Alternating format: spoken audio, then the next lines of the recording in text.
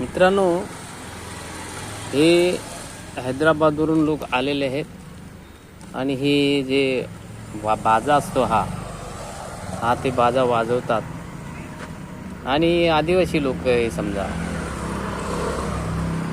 तर त्यांना रोजगार नाही, शेती नाही, तर अशा प्रकारे ते बिचारे हे ढोलकी वाजवत हैदराबादवरून इकडे येतात, फिरतात. तर मी त्यांना विचारलं, तुमचं काही शिक्षण पोरांना कसं करता? बोलतो कुछ नाही. तर हे जे समाजामध्ये लोक सांगतात की बाबा, सरकार सुद्धा सांगतं की आपण तरक्की करतोय, पण या आदिवासींचं बिचाऱ्यांचं काय? म्हणून ही ओळख जी भारताची आहे, या लोकांकडे ज्यांचं शिक्षण वगैरे झालं तर निदान त्यांना रोजगार मिळेल.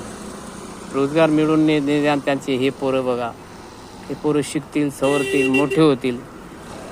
आज डॉक्टर बाबासाहेबांनी आपल्याला शिक्षणाचा अधिकार दिला, पण हे आदिवासी लोक हैदराबाद, जिथे टेकड्यांवरून कुठून पर्वतावरून लोक ते तशीच आहेत.